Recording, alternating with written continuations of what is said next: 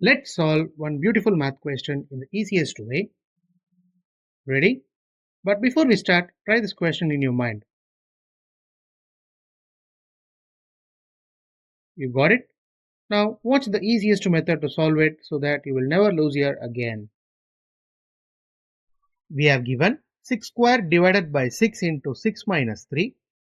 Here we are going to use BODMAS rule to solve this. So as per the rule, first we are going to solve inside the brackets. 6 minus 3 becomes 3. Now the entire equation changes as 6 squared divided by 6 into 3. Now as per the rule, first we need to solve power value. 6 square becomes 36. Now the equation becomes 36 divided by 6 into 3. Then comes division first, then multiplication. So 36 divided by 6 becomes 6. 6 into 3 is 18.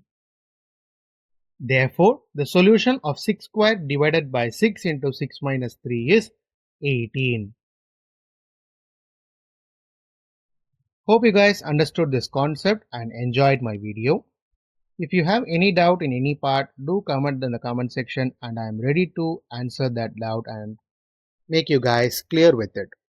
Do share this to your friends and challenge them to solve before watching the video and ask them to comment in the comment section if they did it so.